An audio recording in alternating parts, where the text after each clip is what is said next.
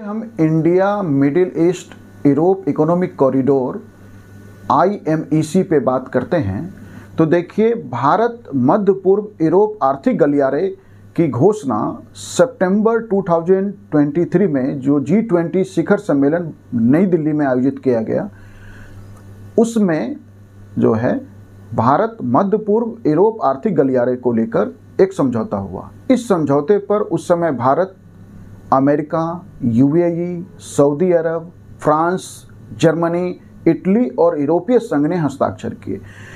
ये भारत मध्य पूर्व यूरोप आर्थिक गलियारा एक मल्टी मॉडल कनेक्टिविटी परियोजना है, जिसमें बंदरगाहों को, रेल मार्गों को, सड़क मार्गों को, समुद्री मार्गों को, पाइपलाइनों जैसी आधारभूत संरचनाओं का विकास किया जाना है।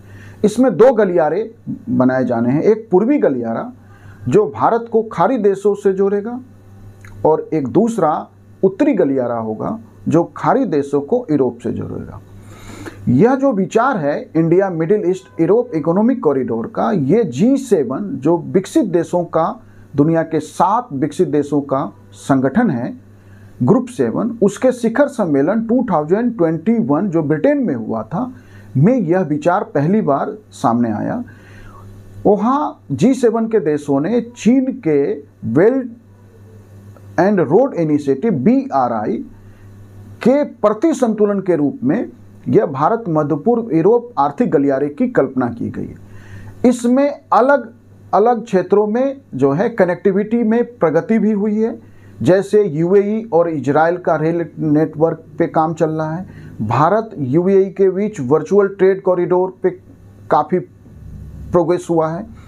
तो भारत मध्य पूर्व यूरोप आर्थिक गलियारा, यदि हम इन देशों का संयुक्त GDP देखें तो $47 ट्रिलियन जो है इन देशों का जो है कंबाइंड GDP है, जो विश्व के कुल GDP का 40% से अधिक है।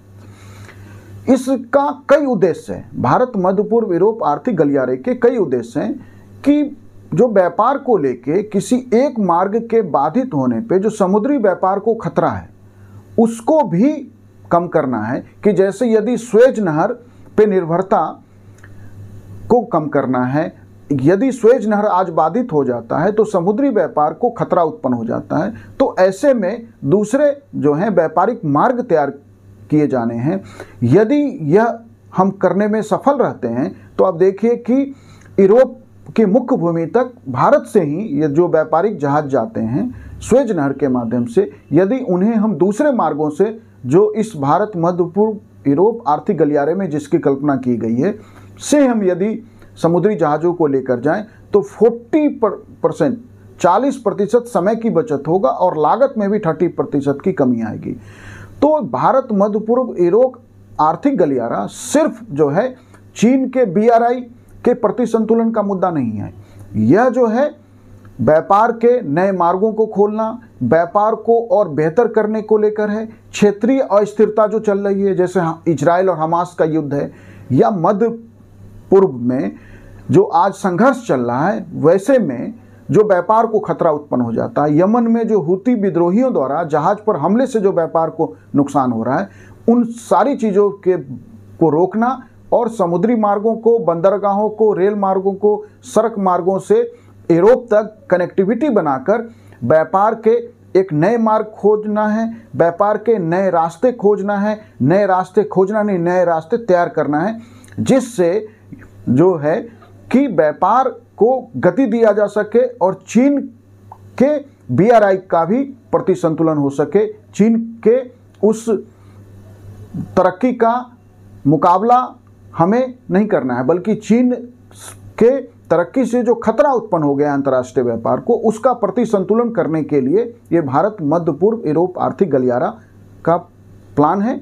और इसमें भारत को जो है बढ़ चढ़कर भूमिका निभानी चाहिए, क्योंकि हमारे जो समुद्री जहाज हैं, यदि वो यूरोप के मुख्य भूमि तक, जो यूरोप के साथ हमारा काफ़ी व्यापार है, उसमें हम अपनी लागत में 30% की कमी कर सकते हैं कि जो मार्ग नए बनाए जाने हैं भारत मध्य पूर्व यूरोप आर्थिक गलियारे में।